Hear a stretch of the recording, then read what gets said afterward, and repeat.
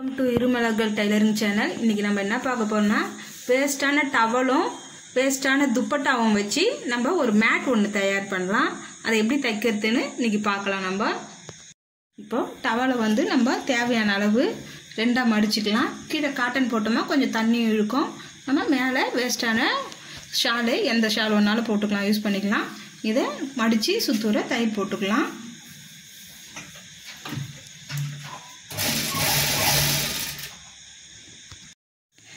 நம்ம வேஸ்டான ஓனியை இந்த மாதிரி நீட்டாக கிழிச்சிக்குங்க.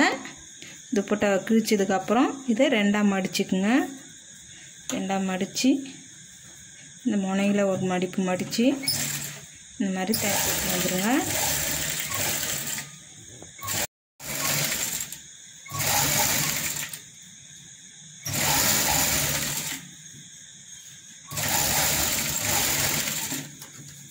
இந்த மாதிரி மடித்து அடிச்சுட்டு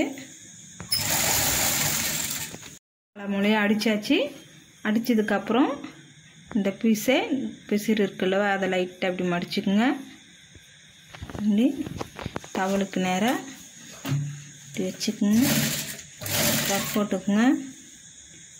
அழகாக ஃபில்ட்டு வைங்க.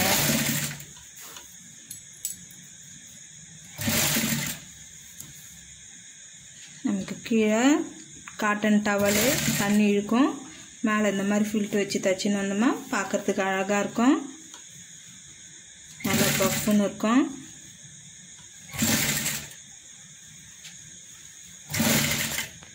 பாருங்கள், நிதானமாக ஒரு ஃபில்ட்டாக வைங்க.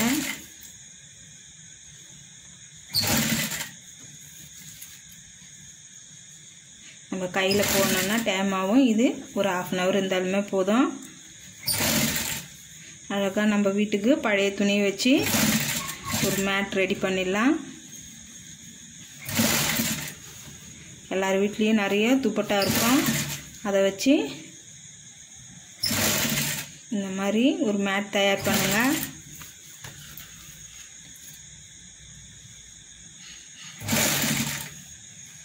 உங்களுக்கு எந்த ஷேப்பில் வேணுமோ அந்த ஷேப்பில் காட்டன் டவலில் நீங்கள் கட் பண்ணிக்கோங்க. கட் பண்ணிக்கின்னு அதை சுத்தூர தையல் போட்டுக்குங்க. தையல் போட்டு அந்த அளவுலேயே நம்ம இந்த மாதிரி ஃபில்ட்டு வச்சு அடிச்சுன்னு வந்தோம்னா அழகாக இருக்கும்.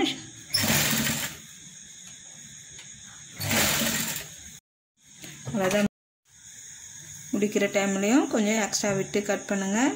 கீழே இப்படி இந்த பிசிறை வச்சு போட்டுக்குங்க. இதே மாதிரி தச்சின்னே வருவோம் நம்ம பக்கத்தில் பக்கத்தில்.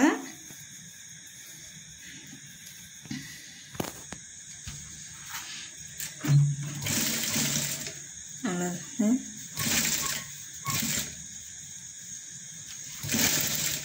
இவ்வளோதாங்க. இந்த மாதிரி தச்சின்னே வந்தால் நமக்கு அழகாக இருக்கும் பார்க்குறதுக்கு. பாருங்கள், பக்கத்தில் எவ்வளோ அழகாக வச்சு தைச்சிருக்கோம். பார்க்குறதுக்கு எவ்வளோ அழகாக இருக்குது. நீங்கள் சாஃப்டாகவும் இருக்குது. இந்த வீடியோ உங்களுக்கு பிடிச்சிருந்தா லைக் பண்ணுங்கள், ஷேர் பண்ணுங்கள், கமெண்ட் பண்ணுங்கள், சப்ஸ்கிரைப் பண்ணுங்கள். தேங்க்யூ. சீக்கிரமாக கற்றுக்குங்க, சந்தோஷமாக இருங்க.